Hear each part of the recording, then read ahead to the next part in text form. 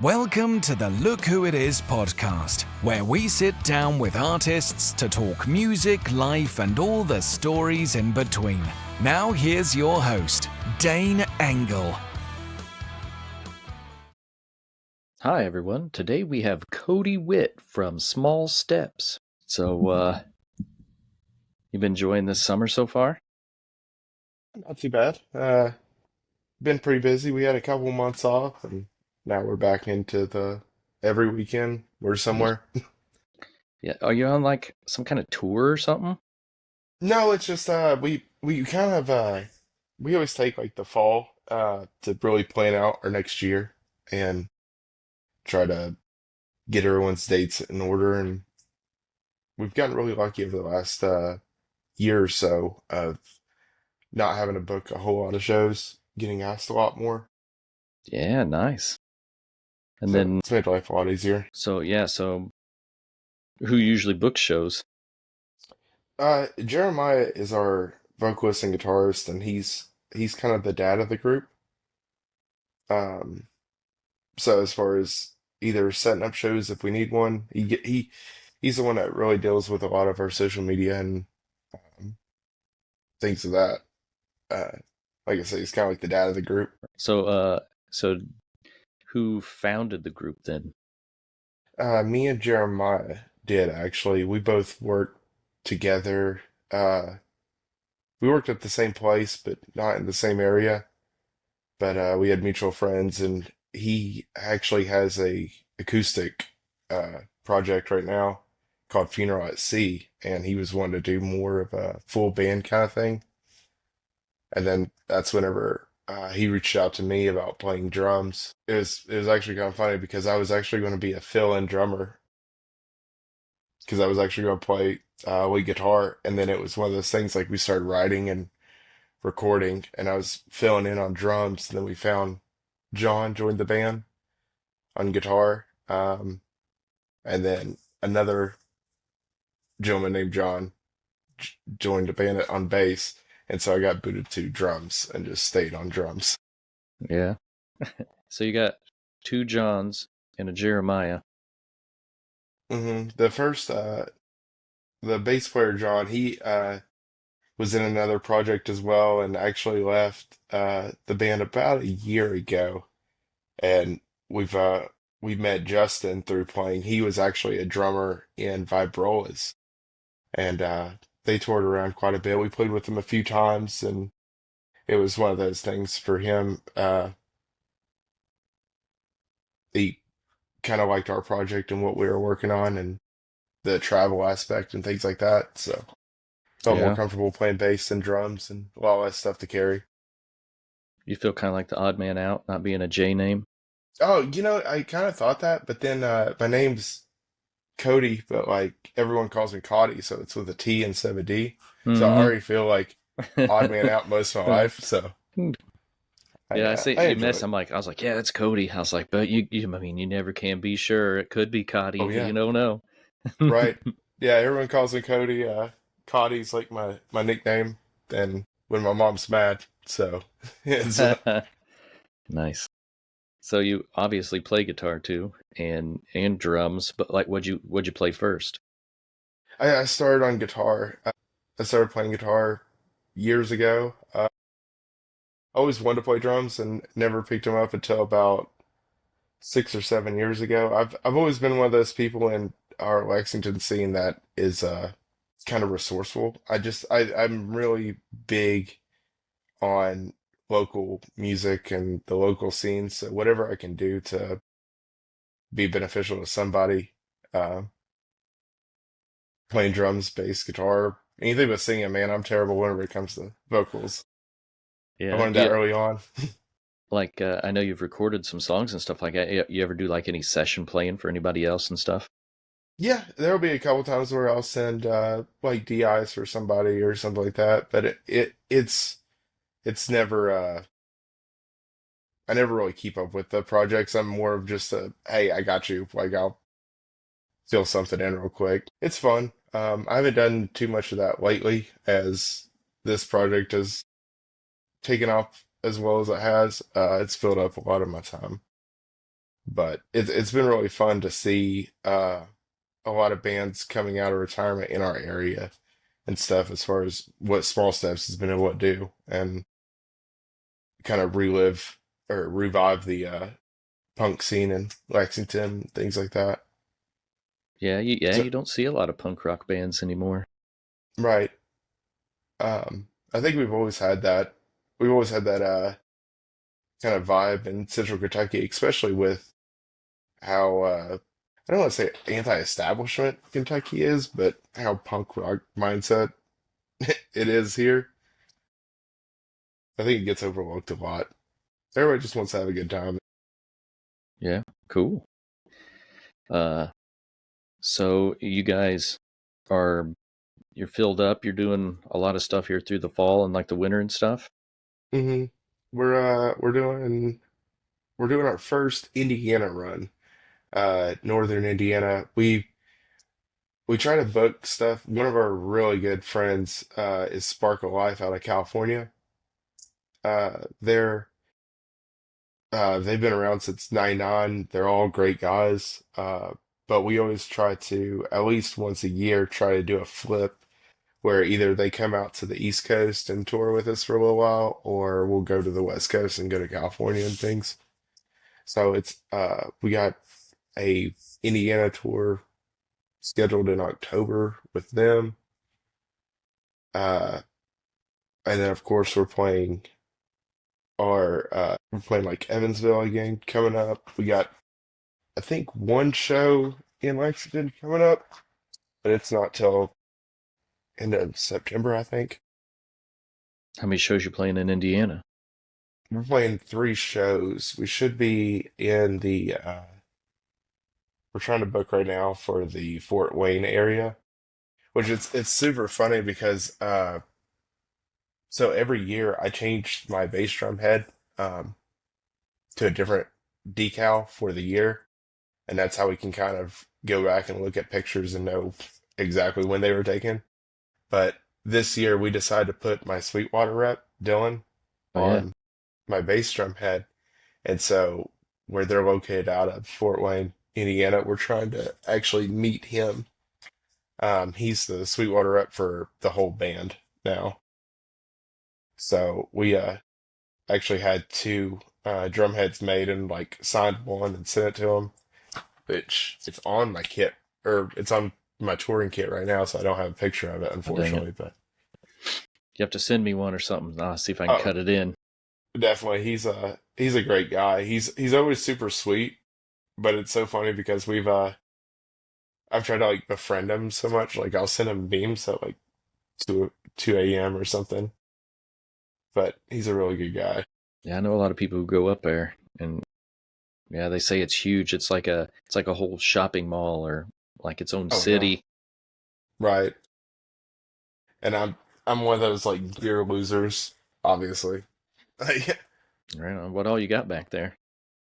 So right now I actually have a what's funny is there's a Fender Telecaster Nashville Deluxe Telecaster in the garage because I'm trying to relic that right now, which is terrible. If anyone has ever tried to do it by themselves, I realized early on I'm not that guy.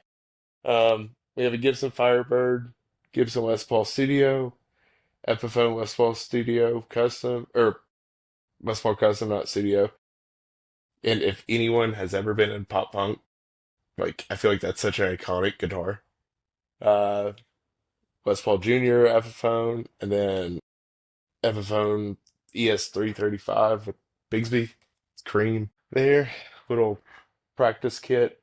It's like a PDP abomination. Like I have a PDP rack tom and then snare and then DW floor tom and kick.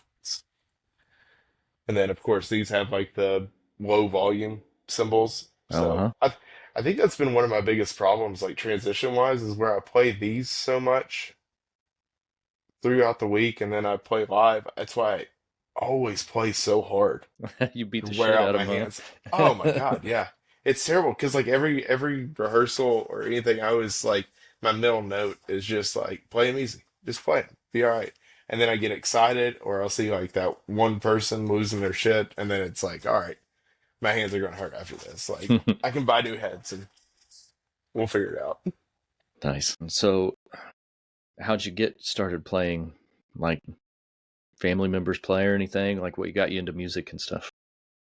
Oh, that was definitely growing up here in Kentucky. It seemed like everyone's older brother always. There was so many people into music. My family was not a musically inclined family. But I had all my friends' brothers growing up. They had family members that played either acoustic guitar or piano, or a couple of them were drummers in churches and things like that. And I remember just always trying to sneak down to their basement and play the drum kit or guitar or whatever. It was music. It was kind of a one of those things. Friends' brothers had instruments, and then I kind of got into the older I got, the more I got into lyrics and story writing, or singer-songwriter stuff and storytelling. So the songs you guys have now, like do you co-write or write the songs? Yeah, not most of it will be Jeremiah will have an idea. Um, I try to do the like big picture thing. I'll come up with a concept for a song and kind of send it out to the group and see who has like leads or bites, or if they think that that take is interesting or not, whether or not we need to pursue it. Um, and then I might come up with a verse or a hook or something and be like, hey, here's kind of where I want to go with it. Like, what's your all's input? And most of the time it's Jeremiah will come up with a lot. Justin, the bass player, he's really good at adding in those his parts, the extra woes or what lines he's going to be harmonizing through the chorus and things like that. So I always try to just almost like a tattoo like recipient. Like how you go to a tattoo artist and you're like, hey, here's kind of what I want to do, but like I want your interpretation of said idea. Like I Mm-hmm. love everything that you come up with. So that's kind of how I approach songwriting with the rest of the band is, hey, here's this idea. What can you all turn it into? Kind of thing. You have some of your own songs though? Yeah, yeah. We there's a few songs like Three Button Sweater. I think I had all the drum parts for that song almost done. Then it was John had this riff and threw it over top of it. It's so funny because John writes kind of the same way. He'll come up with 8 or 9 different riffs, and we'll just like cherry pick pieces of them or the key or the melody or something and really start manipulating. But I've gotten really lucky with this project as far as it's almost like once that spark goes, people talk about writing a song in 20 minutes. It's kind of the same thing with this band. We don't feel like we have a lot of duds right out the gate. Like if we start to pursue a riff or a beat or whatever early on, we know whether or not that's going to turn into a good song or something that we're just going to, you know, throw back on the shelf and either return to at a later day or not. I don't think we've ever played a song live that we haven't been very into.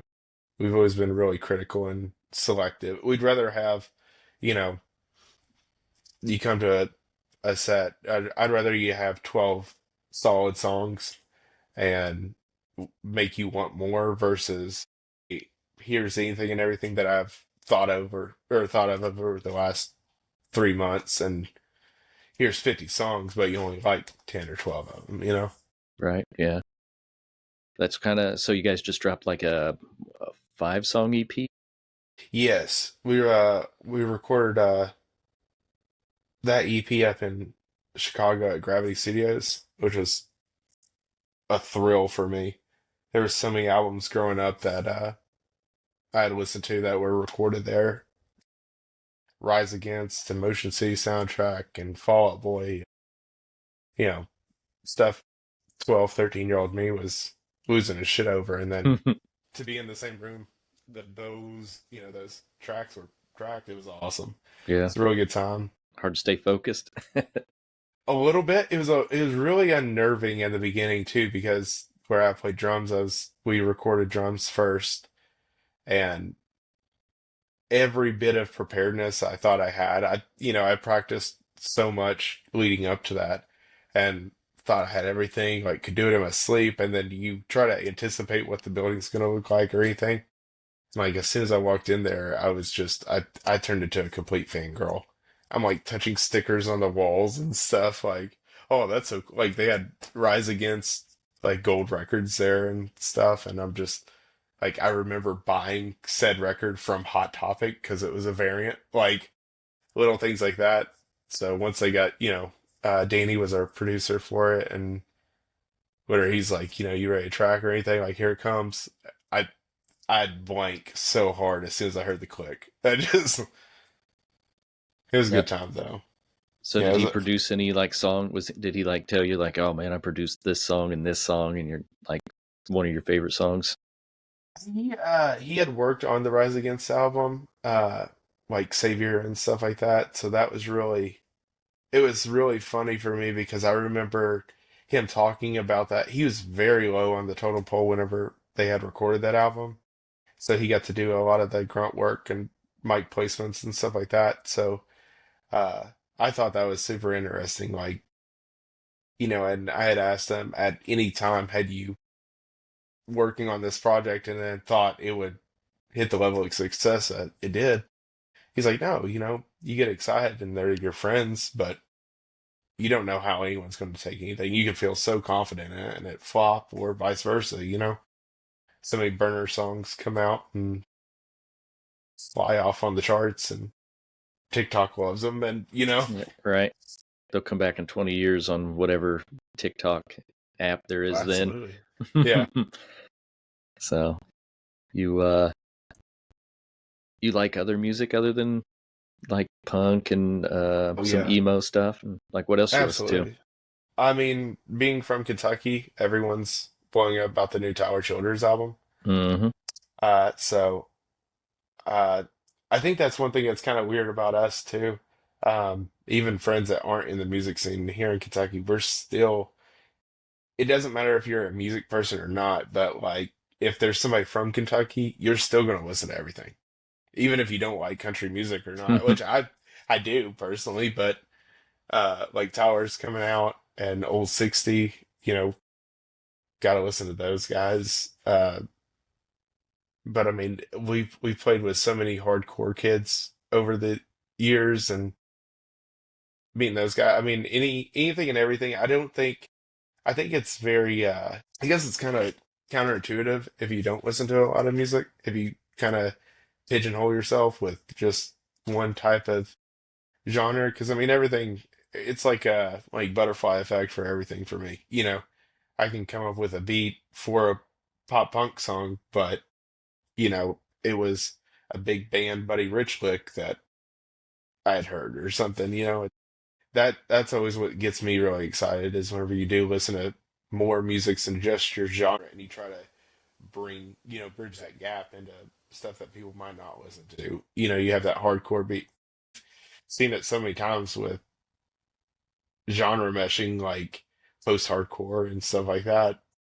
You take in the little aspects of different music, bringing it into, your kind of home genre. You like going and playing with other bands too, and then hearing how they play and stuff like that?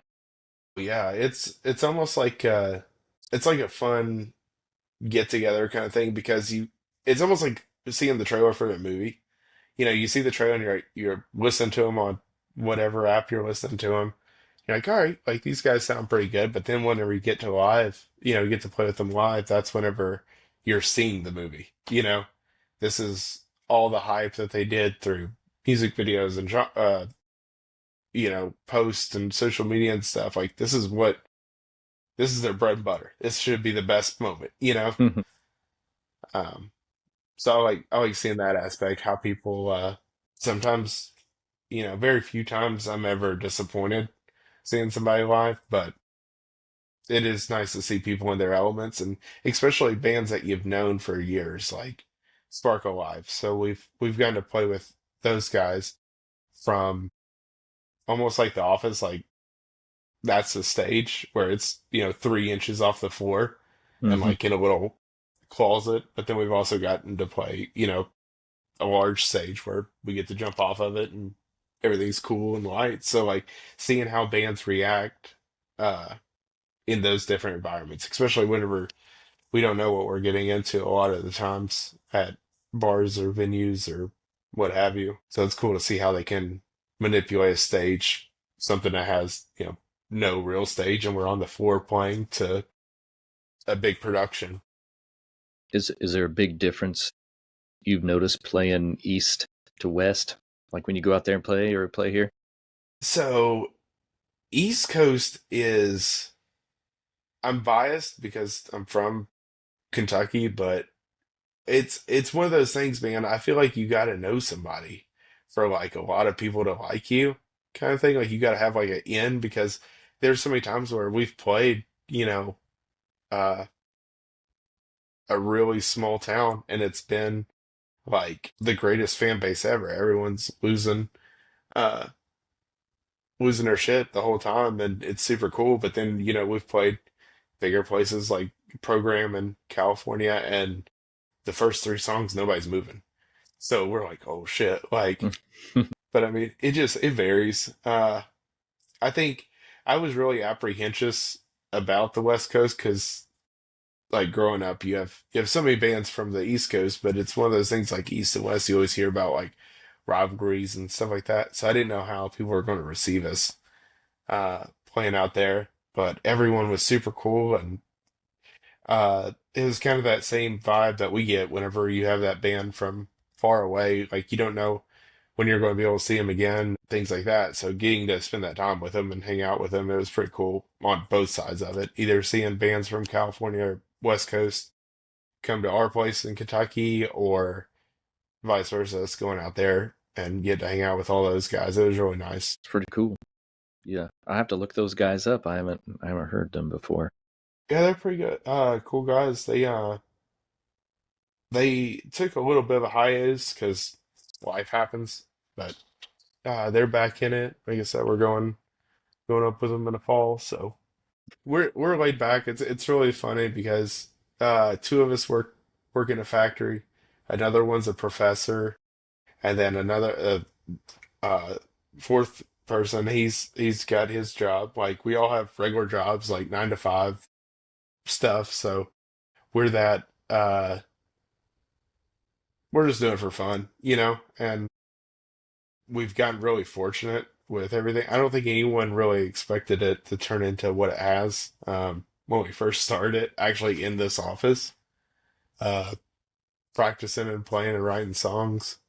Um, but it's been a good time. Like I said, we're laid back, normal guys. So every time after a set or whatever, and we're all done setting up, we're just hanging out, drinking beer, and So watching the other bands. is Like that like your jam room, brainstorm room? this is my me and my wife's office, so it's like my music room and her office. So we obviously try to split up the time. It's almost like a custody battle. Like whenever she's got to work, I'll be like, but we get like half an hour in there. Like, You have a little sketch. You have a dry erase board or something that yeah. yeah, I used to have. I'm actually out of it now. I think it's at the rehearsal space now, but I used to have one of those like flip top, like giant poster board things. And it was so funny because it gets really hot in this room. So every time the fan was on, it would just fly up and it just smack and say like you're trying to do a recording or whatever, and it'd be terrible. That or just random uh set list that we're trying to trial or cover ideas and things like that. Battle me and my wife have is like every time I find a guitar deal or something somewhere, I'll be like, babe, check this out. She's like, you play drums. You play drums in small steps. You don't have other projects. I was like, I know, I don't need it, but damn. Well, Like, it's hard to collect drum sets. oh, absolutely, yeah. Yeah. That's what I need to do. I need to start selling it that way, like space wise. That's it. Yeah. This last time we went to California, it was funny because I bought a snare. It was like a SJC snare while I was out there, and we sold as much merch as we could, obviously, and used one of the boxes to put the snare in, and Sparkle Life sent it to us. But it was so funny because like I was like, oh, I bought a snare while I was out there on the Hollywood Boulevard. Like I thought it was super cool. Like I'm a memento guy, so like I always like to buy a trinket or something. And I came home, told my wife about the snare, and she was like, "Why didn't you buy like a T-shirt or something? Like, why do you have to buy a whole ass snare for going out there?" I was like, "Ah, but it's cool. Like every time I play it now, I get to be like, that was that California run. Like that was cool." Right. I mean, there probably wasn't any shirts around or anything. There's just a bunch of snares, and that was the only thing you had to choose That's from. exactly what it was, man. I happened to have my Guitar Center credit card, and we were in Guitar Center, but yeah, it was a good time. Yeah, man, they took all the music stores. Like, I have to drive about an hour to get to anything. Really? Guitar Center or, well, Sweetwater's about 3 hours from me. Yeah. So, but gosh, that's probably like 5 or 6 hour drive for you, maybe more. I think so. I think when we went to Chicago, it was like five and a half, six, like somewhere Yeah, around then. I I'm think about, I think Indianapolis is like 4 hours for us, three and a half, four, something like that. We're just north of Lexington. gotcha. I'm like 2.5 hours north of Evansville. Okay, cool. So Like right on. Jeremiah,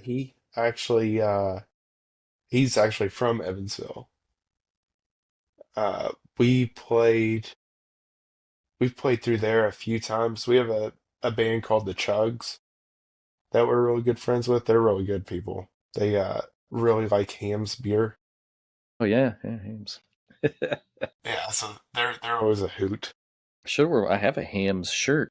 I should have wore it if I'd have Oh known. yeah, dude. If you talk to the Chugs, man, they will love you forever for that. So, I'll have to remember if I ever see him playing somewhere. I have to wear my Hams shirt. oh, definitely, man. They're fun. They're good guys. They're a three piece. I think they're from Evansville or really close there. Every time we go around that area, they always play with us and super cool guys. Uh, they just had a new album out, and I feel terrible because I can't remember the name of it, but it's doing like really well. Like got on a couple punk charts. They just played Punksgiving here not that long ago. Really cool dudes. Tell me about Punksgiving. Dude, it's like a thing in the woods. It's one of those like camping festivals. Mm-hmm. It's pretty sick. I think it was only 2 days this year, but good time. I mean, just hanging out in the woods, drinking beer and playing punk music. All right. So is it like a festival, or just like local bands, or There's a lot of local bands with like the four or five headliners, but it's not crazy like Warped Tour big, but it's still a good time. It's one of those festivals I like to go to because it's kind of the precursor for me of all right, the next year, like if you play that, then the next year, that's when you're going to start seeing those bands come around a lot more. I think people like to trial there and see how that's in what their Kentucky? demographic. Yeah, with that is Pennsylvania, Oh, okay. I believe. I'm the terrible guy that just sits in the back and like will show up with my breakables and then ride in the van until we get to wherever. You're playing now. Do you write like in the off season and stuff like that?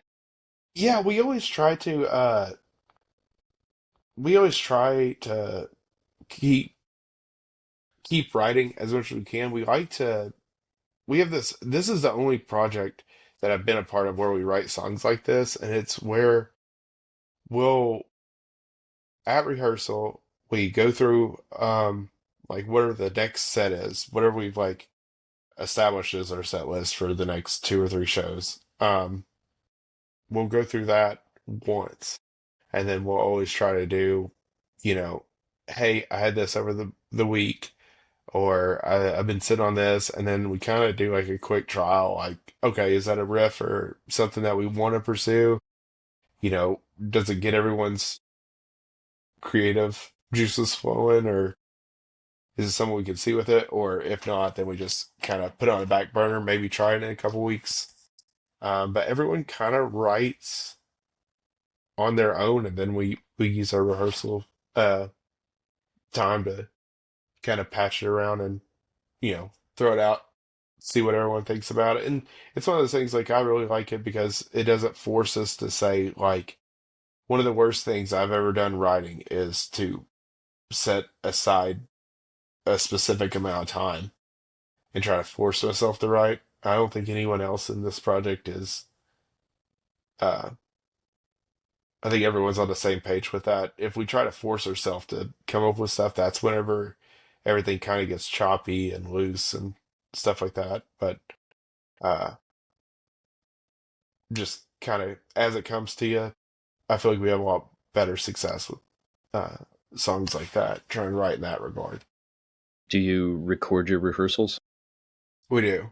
Yeah, we have everything running through like we would for a show. Um, so it's a lot of that through the week too. Everyone has their own. Uh, Everyone gets copies of it, of what we worked on, and we always call out. We spend a lot of time early on in the songs where um, lyrics are normally the last thing that gets wrote. Uh, but it's a good time with spending the week of, okay, here's, I'll normally do a pretty basic drum part, and then throughout the week I'll try to pizzazz it up or whatever the song's kind of calling for. I try to be really mindful of everyone else's parts and things like that, and kind of stay in my own lane. Like, but Right, yeah. I mean, it'd be hard to not, write something or come up with something and not want it to be the highlight. oh, yeah, but it's also one of those things where we get so many ideas, and I've I've always felt really comfortable in this project as far as everyone with their ideas. Everyone's been in those bands where you're scared to say something, or like, that's not the right vibe of this project or album or whatever. But this band's been very receptive and awesome guys, and I'm very fortunate for that. Yeah, well, that's probably why you've been together for so long, and Yeah. uh, yeah, can keep doing it, especially with full-time jobs on top of that. If it wasn't fun, then it'd probably be pretty easy to give it up. Oh yeah.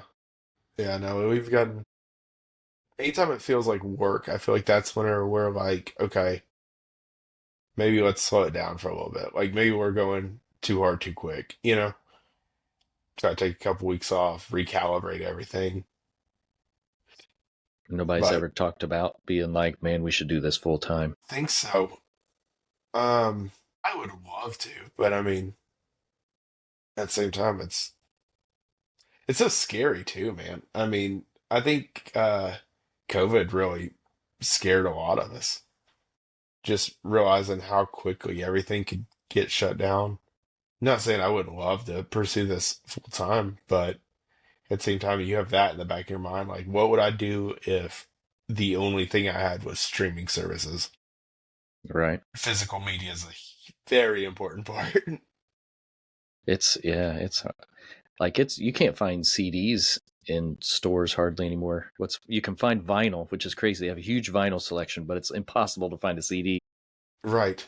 And that's the thing that's crazy is, like, I've noticed, you're always like looking out for like what's happening now and stuff. And I've seen a huge flip with CDs being more and more common in cassettes.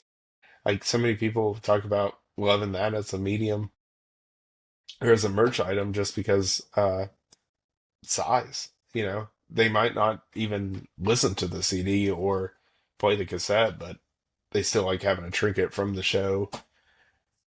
which we've always done like free stickers, and that's one big benefit for us as far as merch items go, is we've always looked at merch items as like advertisement kind of thing. Like we we got shit on by a lot of bands because like we just now bumped our t-shirt prices to $15.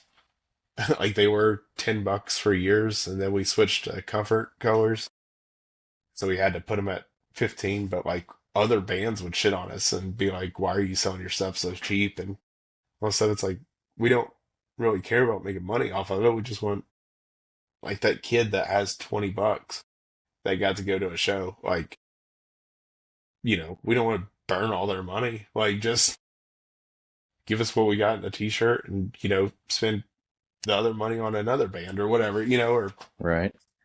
get a drink or something, Yeah. like That might be all I have left after a $25 beer.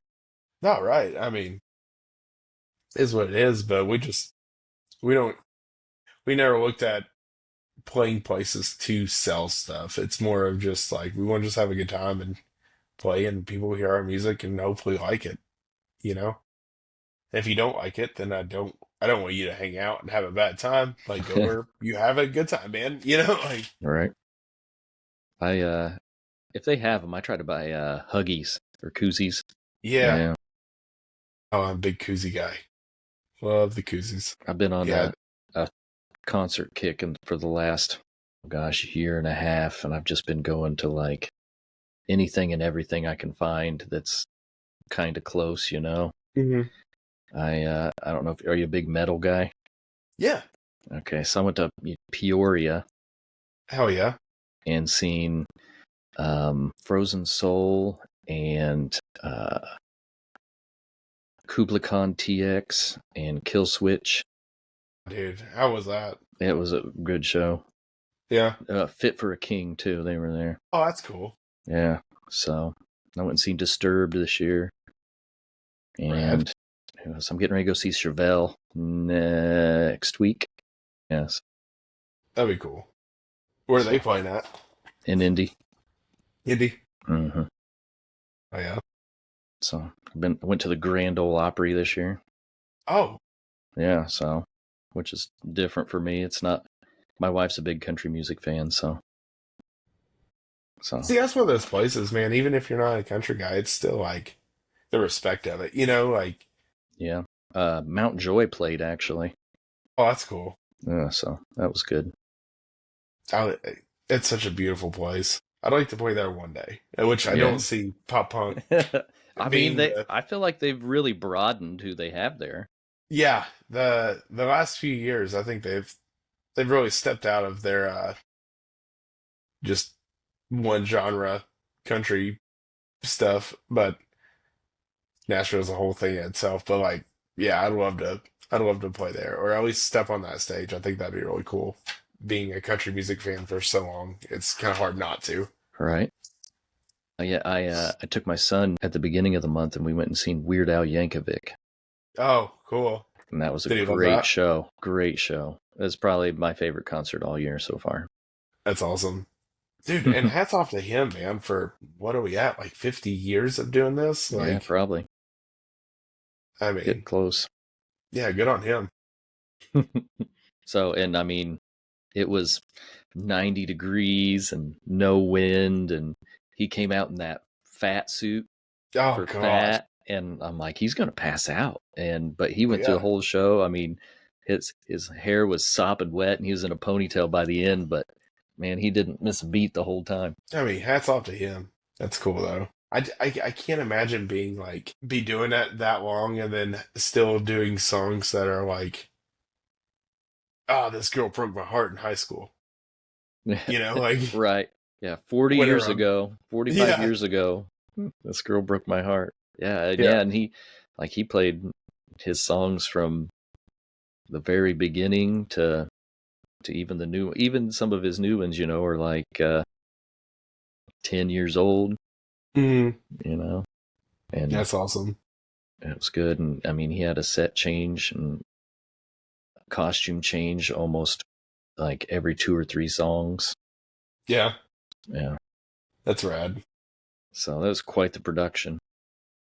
Oh yeah. He came in like Morgan Wallen, like Oh really? from the back, and they walked him in, with the camera, and he walked from backstage all the way through. That's funny. I think that'd be so cool to do, uh, to be able to stay relevant like that, and to just who are we going to poke fun at next, kind of thing. I think that'd Yeah, be pretty neat. and to see the people that were there, and like there was little kids and all the way up to probably retired people, Hmm. grandpas and grandmas there, and they were all dancing and singing along to all the songs. Oh yeah, that's neat. I mean, yeah, like you said, like being able to span over that many generations. I mean, that'd be wild. And I think music does kind of go come back around, so like even like you said, like the punk scene, a lot of these bands, because like Music City, they just dropped a new single not too long ago, Hmm.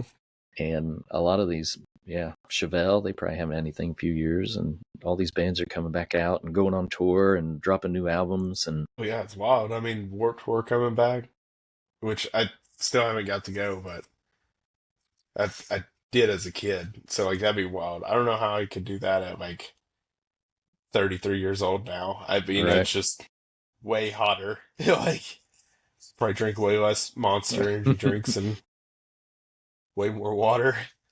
I gotta buy seats now. I'm like, I Oh can't I yeah, can't make it in the lawn. yeah. I feel that. We were me and my wife went to Sad Summer in Cincinnati, and it was one of those deals where like standing room only. We were in, but like there's a second level of VIP that had seats, and I remember I was like standing down there, being like, oh, I will never like I'm gonna be a hardcore punk kid, like always standing, sweating my balls off, like dying. And then like three bands in, I was like, oh, dude, those seats would be really nice right now. Like going outside, like, okay, all right, fuck, this is a banger, and then you got to run back in. Like, You ever been to Bogarts? yes, love Yeah, Bogarts. That's that was definitely my place. Like growing up, that was my grandparents. They lived in Cincinnati, and so I went to a lot of shows at Bogarts throughout the years. it's a pretty good venue. I love it because there's not a bad place to stand. Right. Like no matter where you're at in the venue, it's sick.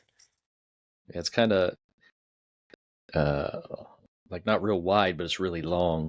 Yeah, it's like shotgun style building. Hmm. Like so, I mean, anywhere from standing in the very back, like where the bar is, to up front. And then I always think it's cool too. Like if you go to the bathrooms, like where they're underneath the stage, it's so wild to like go underneath that tunnel and like you'll just feel the whole building shaking. It's pretty rad. They have a place in Broad Ripple, the Vogue, So I've heard of that place, but I have not been. and Is it pretty it's cool? it's pretty cool. It's kind of like Bogarts. They have a balcony that you can go up, but it's all standing only and stuff. Oh yeah. But it's a good venue to go to. That's kind of like one of our big things that we always joke about with this project is like the only thing we want to do is either food or see venues. So like as we get to tour, it's constantly like what are we eating? Like what's the local delicacy around here? Like what can we get our hands on that we can't back home kind of thing. So it's pretty cool to like check out new venues and How do food you and stuff.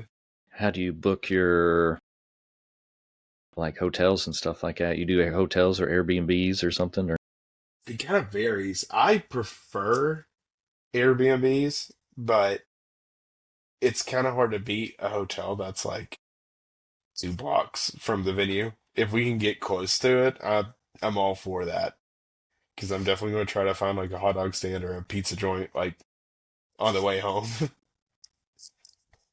I could eat right before a show and then be hungry immediately after. Like, yeah. Well, you're burning a lot of calories during that show, man. oh, dude, it gets hot. Like I said, especially where I get excited and beat the hell out of them. Like I act like I can afford symbols left and right. I don't know why I get so excited for it, Are you but mic'd up? Do you do any background vocals too? I do not, No. but I just like to be that guy that just yells like profanity or counting randomly. Just if there's like a rest in the song, I just like to be like, "Oh shit," or if it's a Right. part that I'm not feeling very confident in the time of, I like to do that, and everyone gets a laugh too. Like I just call it out, like, "No shit, here we go," and then mess up a drum fill or something like.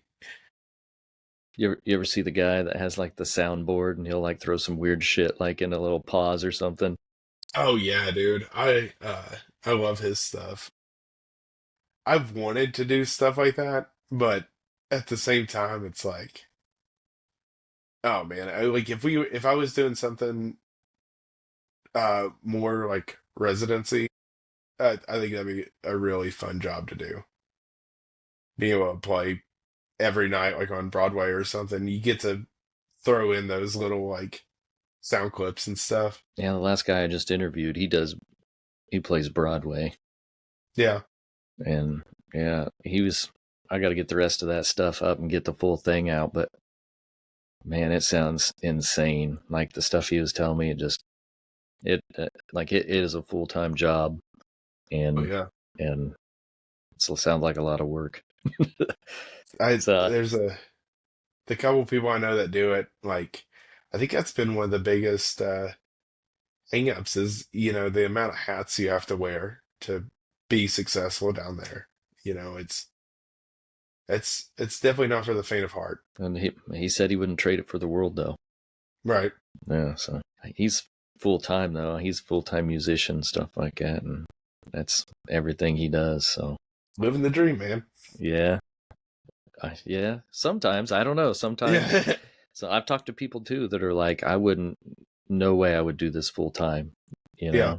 They're like, I do it because I love to play and I love to hang out with my band members and go play music. I And they're not definitely feel really in that a it for the lot. money. Money's just a Right. bonus for them. Yeah. I mean, the money for us, it gets that Airbnb paid for or Right. whatever.